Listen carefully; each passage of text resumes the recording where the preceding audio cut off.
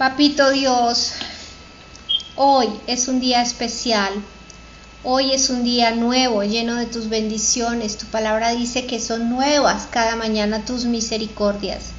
Tal vez no alcancemos a saber cuánto tú nos ayudas, de qué nos proteges, de qué nos libras. Pero sabemos, sí, tenemos esa certeza de que no estamos solos. Danos paz, danos tranquilidad, bendícenos. Bendice a los que están enfermos, a los que tienen necesidades. Bendícenos a todos porque todos dependemos de ti.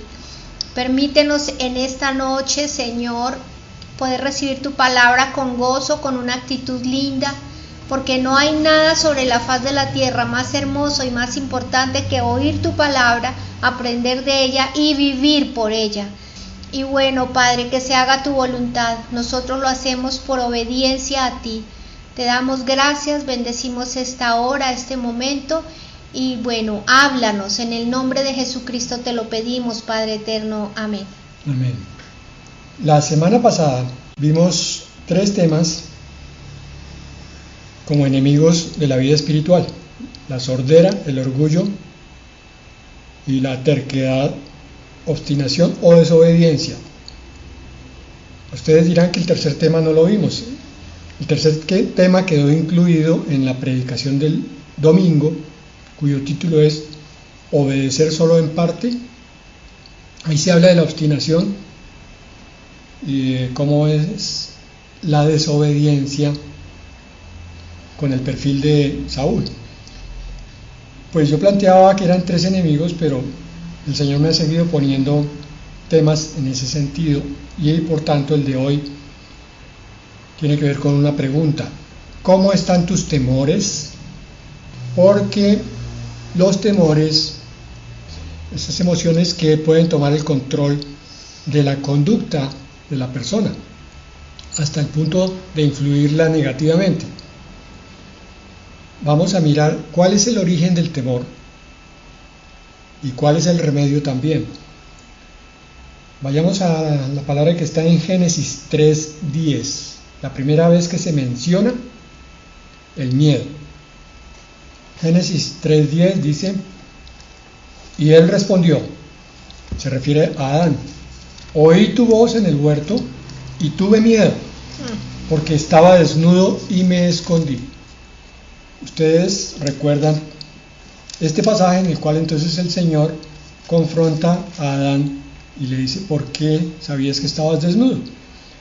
La confrontación era en el sentido de llevar a Adán a entender que lo que estaba pasando en este momento era consecuencia de unas acciones que él había tomado en el pasado reciente. Entonces miremos este versículo un poco a fondo. Oí tu voz en el huerto. Seguramente no era la primera vez que oía la voz. El Señor ya había hablado muchas veces con Adán. Le había mostrado los animales para que le pusiera nombre, le había traído a la mujer en medio de un diálogo. La voz de Dios se oía con mucha frecuencia, o sea que lo que lo asustó no fue la voz de Dios, pero inmediatamente él dice: tuve miedo, porque algo estaba pasando en su espíritu y en su alma. En su espíritu es que había comenzado a cumplirse la promesa de Dios cuando él dice: el día que de él comieres morirás, refiriéndose al árbol del conocimiento del bien y del mal. No es propiamente por el árbol, hubiera podido ser otra cosa. Lo importante de esta situación fue la esencia de la desobediencia de Adán. Esa desobediencia lo lleva entonces a un estado espiritual de ruptura. El espíritu como que inmediatamente se muere y desaparece la comunión que había con Dios. El espíritu está puesto en el ser humano que ha sido nacido de nuevo para que haya comunión con Dios. Y el espíritu se alimenta con 2 cosas: con la palabra de Dios y con la comunión y la presencia de Dios. Por tanto, aquellas personas que tienen muchos problemas para leer palabra y para reunirse con Dios van a tener un espíritu muy débil. Les va a ganar siempre las emociones y la carne. Aquí abruptamente pasa un poco esto, y entonces viene la repercusión sobre la zona emocional. Tuve miedo. Muy seguramente esta es la primera vez que se presenta esta emoción en el cuerpo de Adán. El miedo parte de unas hormonas que se producen en las glándulas suprarrenales, o sea, glándulas que están encima del riñón, que son la adrenalina y la noradrenalina.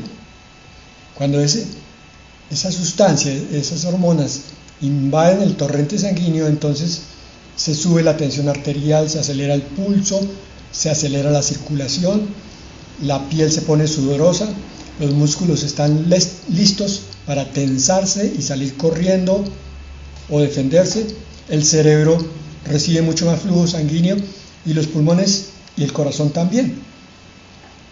Hay órganos que dejan de recibir suficiente sangre, como el aparato digestivo, los intestinos. Por eso es que es tan contradictoria una emoción fuerte en el momento que uno está comiendo. Un almuerzo, una comida debe ser en paz. Bien, entonces Adán tiene un problema a nivel espiritual que repercute en su nivel emocional, o sea, en el alma. Sobreviene una carga de adrenalina y él empieza a tener miedo. Y el miedo tiene dos propósitos: o huir o defenderse. Adán se escondió. La primera opción, la primera, que es la de huir y esconderse. Él no se defendió instantáneamente de la situación, se hubiera defendido del diablo, pero no lo hizo. Ahora se va a defender de Dios argumentándole cosas. Pero da una razón absurda, porque estaba desnudo. Y esa es la razón por la cual el Señor lo pesca, en el sentido de que esa es la causa de tu malestar. No es la desnudez, es el miedo, y es porque hiciste algo malo. Entonces el origen del miedo, para no darle tantas vueltas, simplemente es el pecado, que parece mostrar a un Dios amenazante. ¿Qué quiero decir con esto? Que cuando nosotros somos reconciliados en Cristo, somos llevados a conocer de su regeneración, el nuevo nacimiento, y la paz de Dios, que sobrepasa todo entendimiento, nuestro miedo con el que llegamos del mundo empieza a disminuir. Pero cuando uno está en pecado, y entre más tiempo ande con Dios, más clara es esta situación que vamos a ver a continuación. Cuando uno falla, inmediatamente una voz interna le empieza a decir: estás mal, estás mal. Leamos Romanos 13, del 1 al 5. Paso nos sirve de enseñanza para aclarar situaciones laborales en la iglesia y familiares también. Romanos 13, del 1 al 5 dice: sométase toda persona a las autoridades superiores, porque no hay autoridad sino de parte de Dios, y las que hay por Dios han sido establecidas. Eso implica una autoridad como Faraón en el tiempo de Moisés, o Nabucodonosor en el tiempo de Daniel, o Pilato en el tiempo de Jesús. Ellos, los tres, se sometieron a las autoridades, no precisamente porque fueran varones de Dios esas autoridades, sino porque estos varones habían madurado en su interior y sabían y reconocían que cada persona que se presenta en mi vida es enviada por Dios de una o de otra manera. Quiero agregar un poco más a esto porque entiendo que este es un punto que le cuesta mucho trabajo a muchos cristianos entender. Una madre que tiene un hijo con un problema crítico de salud, puede ser neurológico, cardiológico, lo que sea, una malformación grave, lo peor que puede hacer es renegar de la bondad de Dios. Más bien debería entender que ese hijo con un síndrome de Down, con una cardiopatía que requiere cirugía a las pocas semanas de nacido, con problemas neurológicos que le pueden llevar a un retraso mental severo, Esas condiciones son permitidas por Dios para que a través de ellas crezcamos. A través de ellas recibamos bendición. Pero ¿qué bendición voy a tener yo si soy una madre con un hijo retrasado mental? Mira, hemos leído cantidad de artículos que hablan del infinito amor de niños con síndrome de Down. Son una belleza.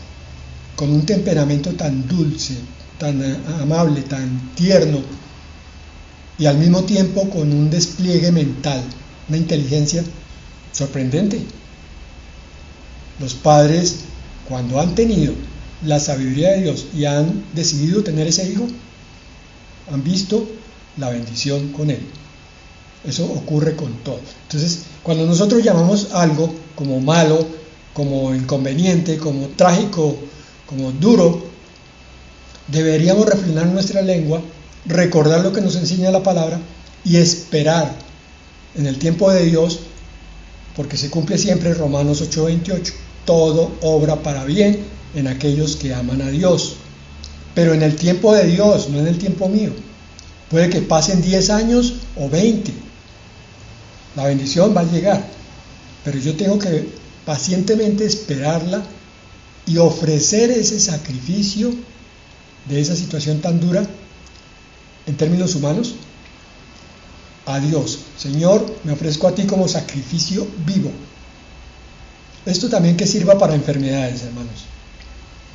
Si de pronto en algún momento vamos a sufrir una enfermedad, incluso que llegue a ser dolorosa, con una hospitalización un poco traumática, hagamos esto. Ofrezcamos el sacrificio al Señor. Y vamos a ver que esa es una de las fórmulas más espirituales que hay para hacer desaparecer el dolor del temor. Porque el temor, nos va a mostrar la palabra más adelante, que trae un látigo. De modo que quien se opone a la autoridad, a lo establecido por Dios, resiste, y los que resisten acarrean condenación para sí mismos. No resistas la autoridad.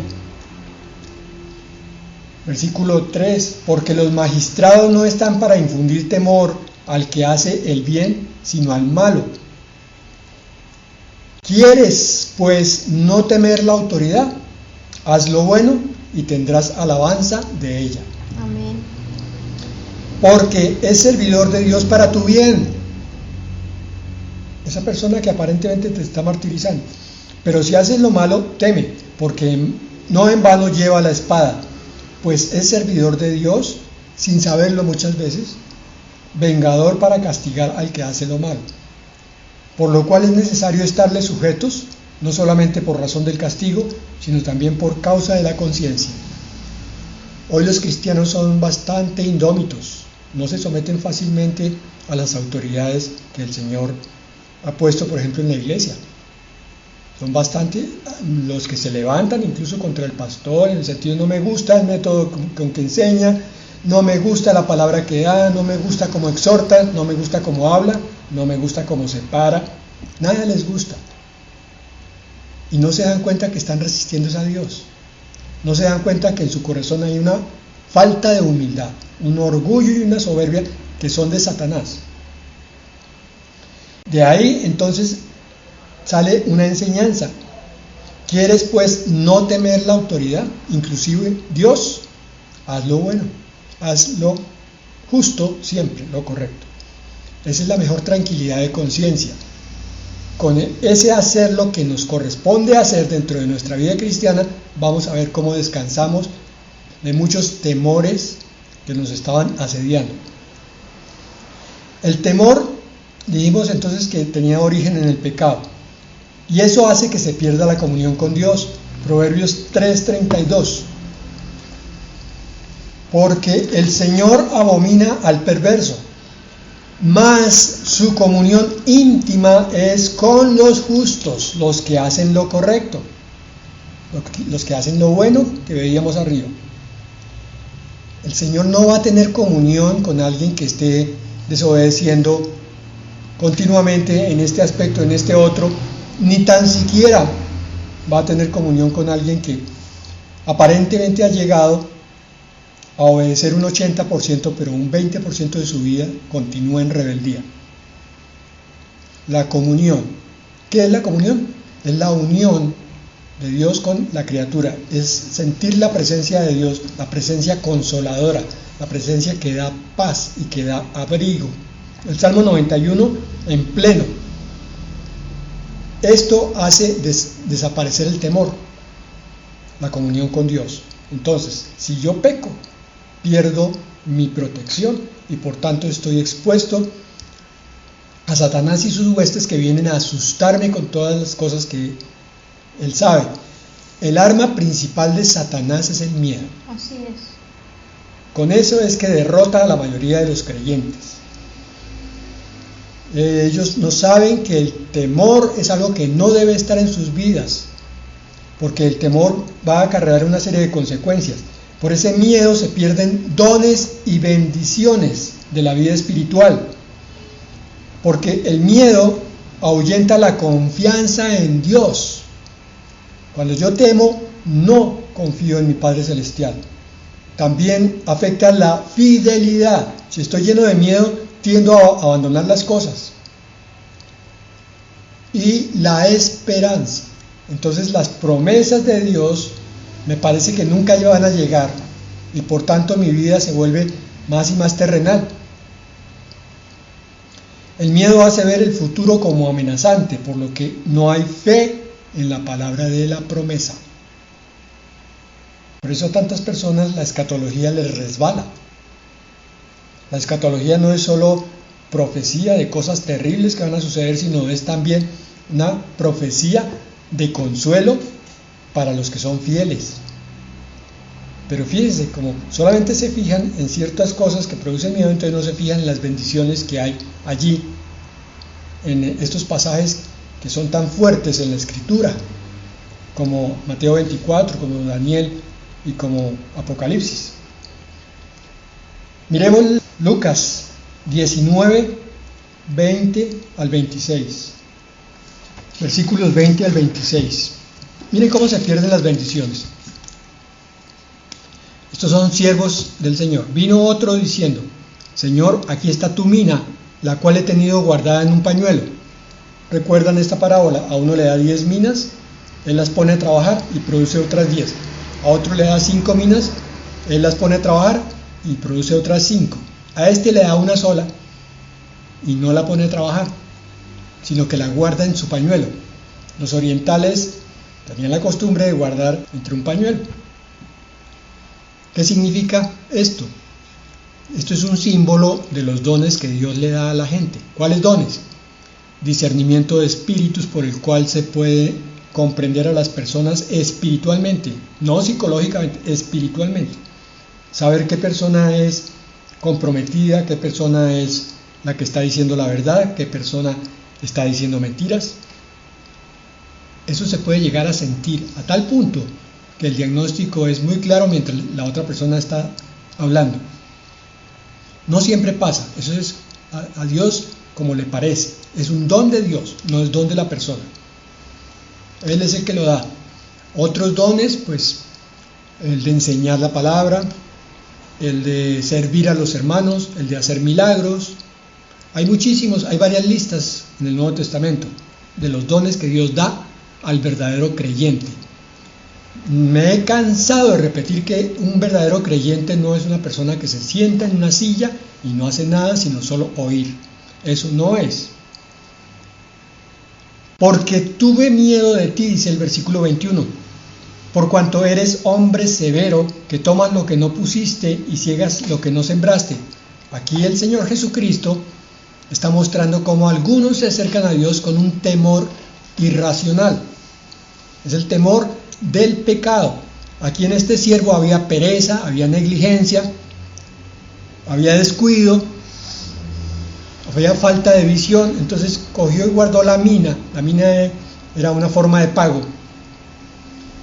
Guardó la mina para que no se le perdiera, pero él creyó que con eso era suficiente. No se dio cuenta que salía a flote mucha motivación interna. Entonces él le dijo, el Señor: mal siervo, por tu propia boca te juzgo. Sabías que yo era hombre severo, que tomo lo que no puse y que ciego lo que no sembré. ¿Por qué, pues, no pusiste mi dinero en el banco para que al volver yo lo hubiera recibido con intereses? ¿Por qué no hiciste otra cosa con tu mina? La pusiste a producir de otra manera, diferente a los otros, pero hubieras podido, si es que crees que yo soy tan cruel. Y dijo a los que estaban presentes: quitadle la mina y dadla al que tiene las 10 minas. Ellos le dijeron: Señor, tiene 10 minas. Pues yo os digo que a todo el que tiene se le dará, mas al que no tiene, aún lo que tiene se le quitará.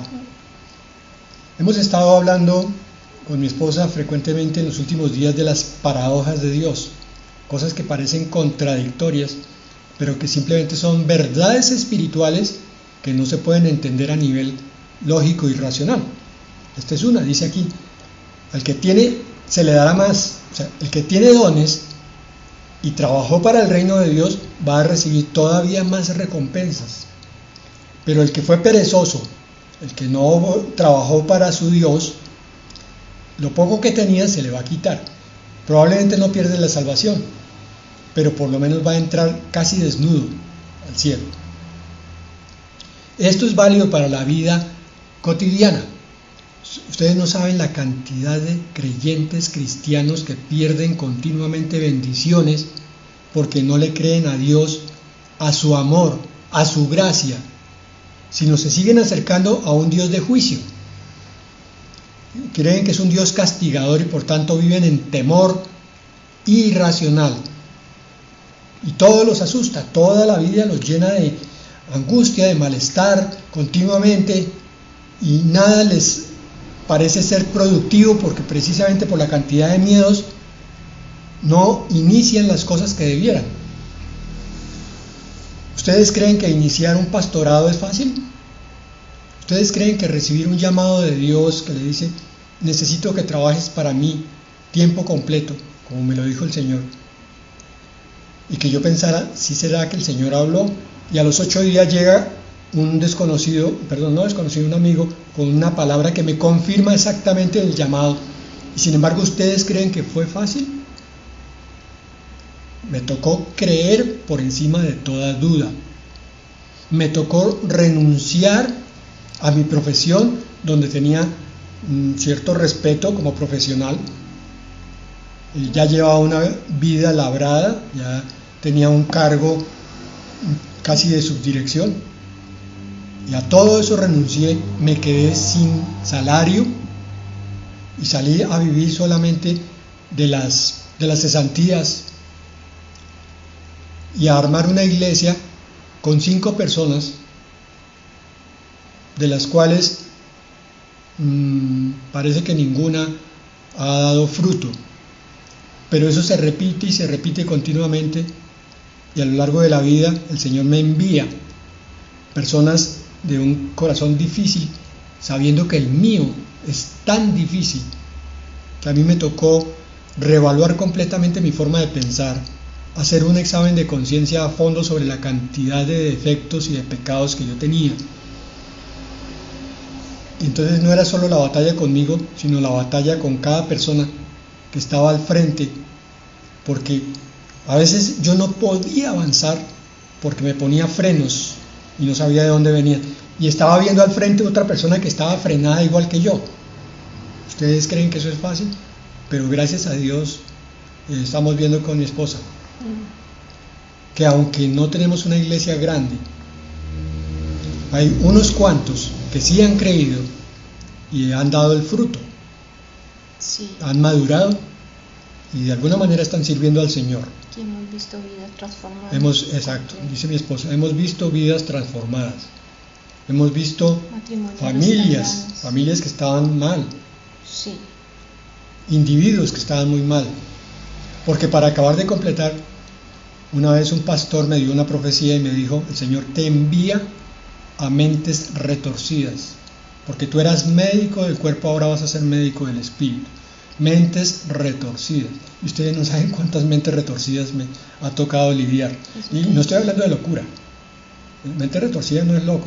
Mente retorcida es una persona aparentemente sana, que tiene un desempeño normal en la vida, hasta una familia, pero una cantidad de bloqueos, de defensas, de barreras, de incapacidades para avanzar, y uno le dice, mire, esto se puede hacer así fácilmente. Dice, ¿será que sí? Y no, y no, y no. Pero con uno que rompa sus barreras. Dice, bueno, Señor, Valió la pena. Valió la pena, exactamente. Entonces, el temor es el que está amputando vidas espirituales y vidas familiares y vidas de iglesia. El diablo se está moviendo con muchísima fuerza y ahora lo vemos desde hace 2 años.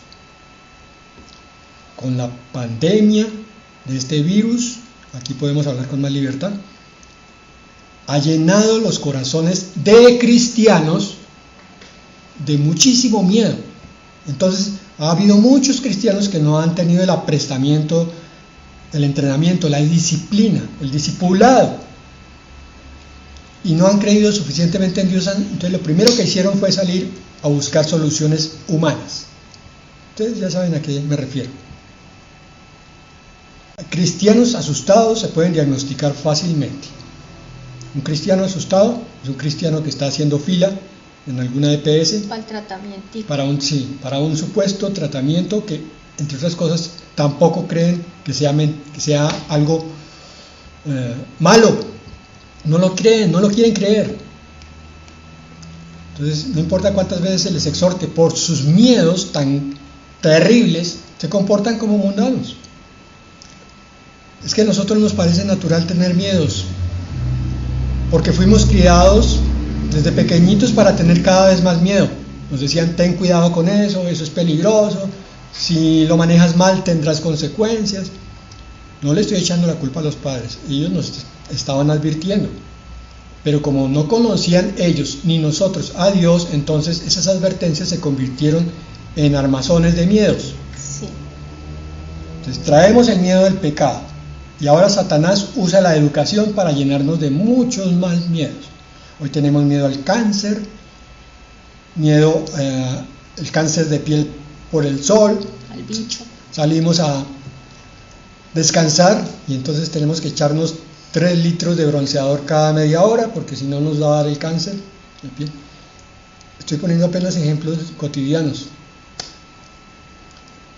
Como crecimos sin Dios, esos miedos se convirtieron en temores, porque el propósito de esas advertencias es que se convirtieran en sabiduría, que el bebé pequeño mirara, porque tenía el aprestamiento con Dios, dijera, uy, mi mamá está diciendo que si me subo a ese árbol y no me cuido, me puedo caer y partir un brazo.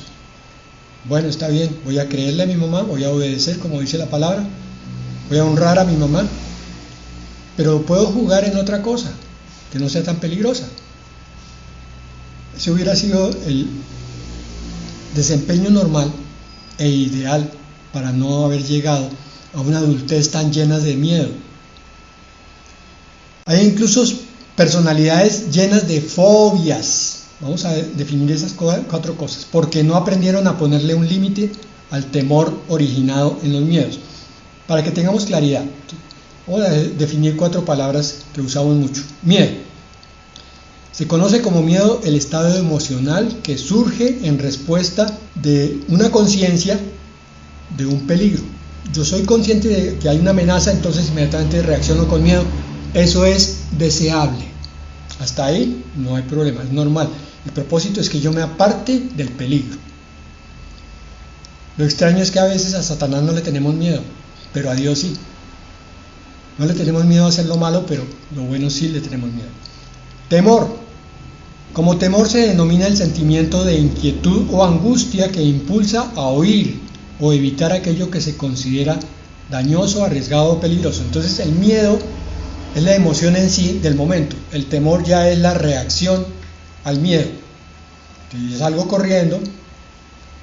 Fobia es una apasionada aversión hacia algo, un rechazo. También la fobia se puede entender como sinónimo de miedo injustificado o miedo patológico. Mire, la fobia ya empieza a molestar fuertemente en los adolescentes y en los adultos.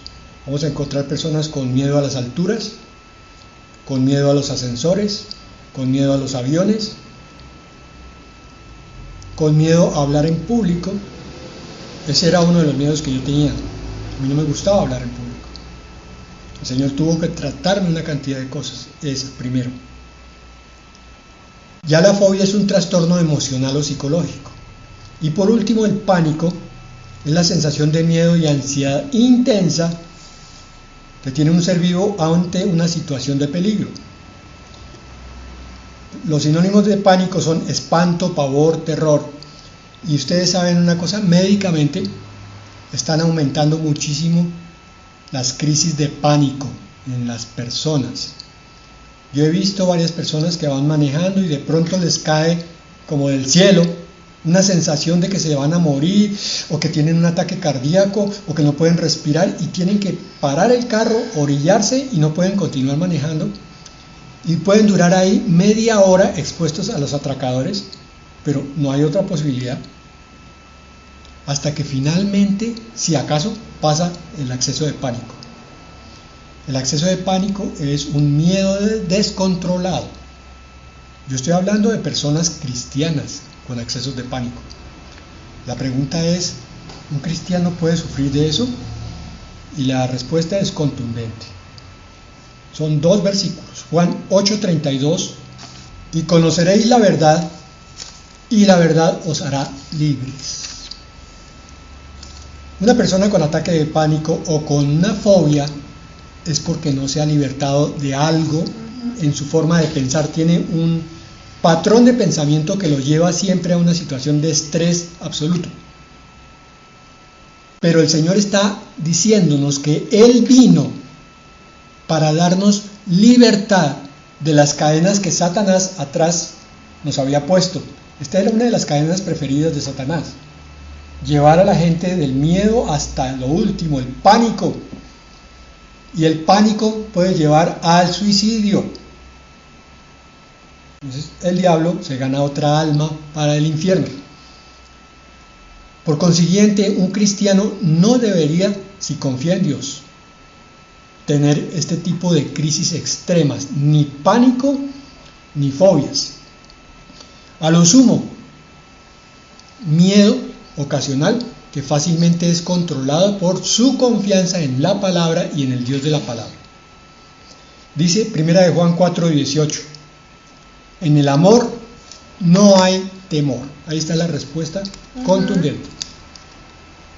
Dios es amor. Y si Dios está realmente en el corazón del creyente, realmente, mis hermanos. Pero, pastor, yo llevo varios años en la vida cristiana y yo noto que mi miedo cada vez va disminuyendo y que cada vez confío más en Dios. Muy bien, hermano, ese es el camino. Pero el otro dice, pero pastor, es que yo llevo 15 años en la vida cristiana y yo no noto que mis miedos, ni mis temores, ni mis ansiedades se mejoren. Muy mal, hermano. Probablemente no estás leyendo suficiente palabra y no estás confiando suficientemente en la palabra, no la estás llevando a tu mente y a tu corazón, y después no estás yendo al Dios de la palabra para que ese Dios te cubra con sus alas en su presencia y te enseñe que el temor es una de las emociones más irreales, inexistentes, más incapacitantes e inutilizantes. ¿Dijo irreales? Sí. Cuando uno empieza a tratar sus miedos con los remedios espirituales, se va dando cuenta que lo que antes temía era una mentira. Satanás provoca miedo con mentiras. Él viene para robar, matar y destruir, y es el padre de toda mentira. Cada miedo en tu vida es una mentira consentida. Él la puso y tú la crees. Por tanto, hay resistencia a la palabra. Entonces, cuando llega la palabra, esa sí no la crees. Igual no sale el temor. En el amor no hay temor, sino que el perfecto amor. ¿Cuál es el perfecto amor? Dios. Echa fuera el temor. Cuando tú te llenas de Dios, porque lo estás buscando, porque lees su palabra y lo buscas en comunión, notas que te llenas de paz, de esperanza, que desaparece toda prevención, todo temor. Porque el temor lleva en sí castigo. Eso sí que lo puede decir cualquier miedoso. Nosotros que hemos sido miedosos sabemos cómo nos afecta un temor a algo especial. Por ejemplo, una fobia al Transmilenio, que digo yo. Voy a poner un ejemplo así de los más alocados. Pero si me toca viajar en Transmilenio obligatoriamente, ¿ustedes se imaginan mi sufrimiento para subirme a un bus de esos? Si me toca coger un avión obligatoriamente, no hay otra posibilidad.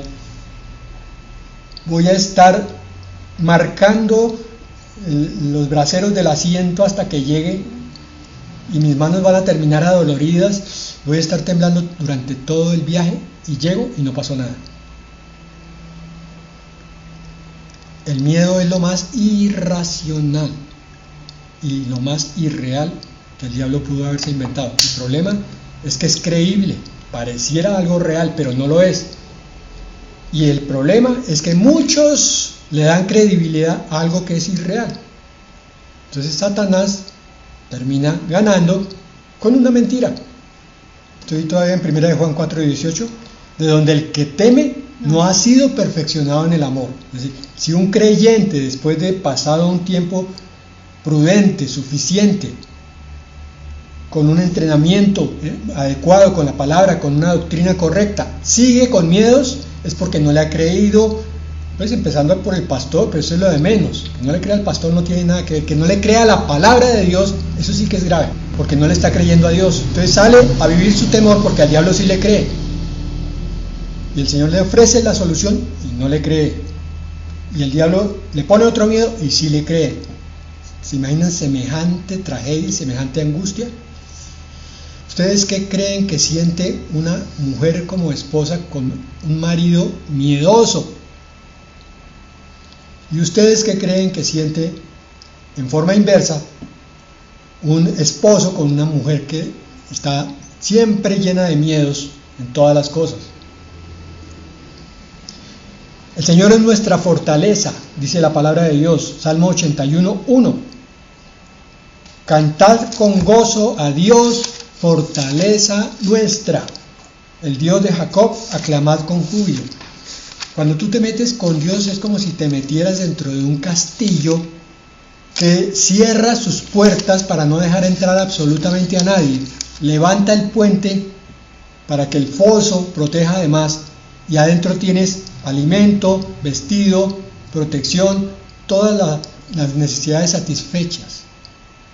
Dios es tu fortaleza. Con que solo digas eso y te propongas creerlo, el Señor es mi fortaleza. El Señor es mi fortaleza ante este miedo que tengo. Yo no estoy diciendo que el cristiano no sienta miedos de vez en cuando. Satanás es experto en que aunque uno lleve 30 años de vida cristiana, aparezca otra vez con un miedo. Y el Señor viene y nos dice, no teman por nada, porque cuando ustedes temen, le están abriendo una puerta al diablo. Le están abriendo una zona defendida para que él ataque. Voy a terminar con una definición del diccionario Vine en el Nuevo Testamento. Dice, temor reverente de Dios como motivo controlador de la vida en asuntos espirituales y morales, no un mero temor de su poder y justa retribución, sino un saludable miedo a desagradarle, temor que ahuyenta el terror que lleva a alejarse de su presencia. El temor a Dios no deja que yo me aleje. El sano temor a Dios, cuando no quiero ofenderlo, y que influye en la disposición y actitud de uno cuyas circunstancias son guiadas por la confianza de Dios por medio del Espíritu de Dios que mora en él. Leo esto porque ustedes me han oído decir hasta el cansancio que el que produce en nosotros todas las cosas que necesitamos para el crecimiento diario se llama Espíritu Santo. Solo que espero que todos me crean. El Espíritu Santo es el que coloca el amor de Dios y saca el temor del diablo. El que nos hace ver a Dios como fortaleza y el que nos hace emprender obras que de otra manera no hubiéramos podido, porque el diablo quiere anularnos, incapacitarnos, congelarnos, de tal manera que no hagamos nada para Dios. A veces ni siquiera educar a nuestros propios hijos. Terminamos con eso, vamos a orar. Bueno, pero yo quería decir algo que sobre el temor. Yo creo que el temor en estos tiempos, hemos visto gente que está llena de miedo a muchas cosas, ante la incertidumbre, ante lo que va a pasar, a todas las amenazas y todo esto. Y lo que hemos podido ver con Fernando es que pues no, cuando uno de verdad tiene al Espíritu de Dios, Él lo sella a uno. La palabra dice que estamos sellados con el Espíritu Santo, y la mejor señal para tener la certeza de que estamos sellados es que no hay temor. ¿Por qué viene el temor? Porque nos hacemos expectativos de las cosas que podrían llegar a suceder. Y el Señor en algún momento en oración me dijo: no pienses en lo que vaya a poder suceder en el futuro, porque tú no sabes qué es lo que va a pasar en el futuro. El que sabe las cosas soy yo. ¿Tú qué sabes si dentro de 5 minutos vengo por ustedes? O dentro de 5 minutos hay un terremoto y vengo también y los llevo, o 1000 cosas. Entonces nosotros siempre armamos toda una tragedia, es pensando en lo que el diablo viene a ponernos en la mente, y ya armamos la película y sentimos el temor. Vivamos cada día, el Señor nos enseña eso, cada día trae su propio afán.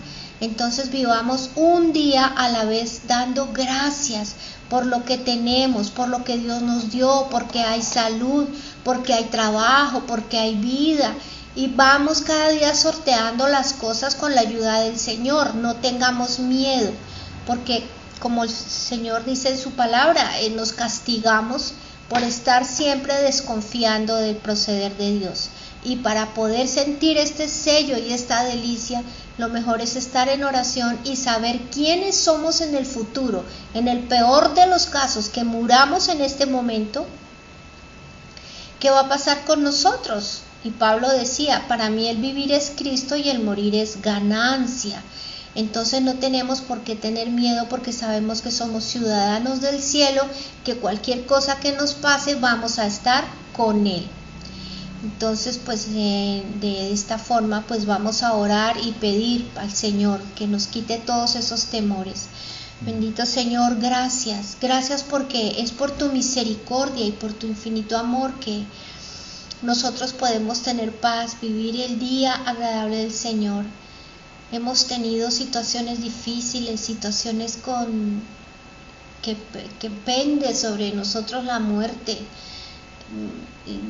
Yo lo puedo decir personalmente, Señor, cada día es un milagro, cada día es una bendición, Señor, y no nos dejas temer, y tú nos sorprendes, Señor, nos llevas mucho más allá de lo que nosotros podemos imaginar, nos permites hacer muchas cosas que nosotros jamás creeríamos que podríamos hacer. Ayúdanos hoy, ayuda a todos los que aquí están presentes, a sus familias, y a todas las personas que están en este momento sufriendo por una enfermedad, por una situación económica, por lo que estamos viviendo en el mundo. Ayúdanos a vivir en paz, porque de pronto tú vienes esta noche o mañana, tú eres el que ha prefijado el orden de los tiempos. Señor, permítenos entender esto, que tú no has perdido el control del planeta y de ninguno de nosotros. Tú eres el dueño, Rey y Señor todopoderoso, y sabes lo que estás haciendo. Ayúdanos hoy a poner toda nuestra confianza en ti, a entregarte todas nuestras cargas. Allá tú, desde tu casa, mira cuáles son tus cargas y entrégaselas al Señor, y vive tranquilo, confiando que Él solucionará todo. No como nosotros queremos y en el tiempo que queremos, pero Él lo hará. No nos desesperemos, tenemos su promesa. Estaré con ustedes todos los días, aún hasta el fin del mundo. Gracias, Señor, acompáñanos y bendícenos. Te lo pedimos en el nombre de Jesús. Amén. Amén.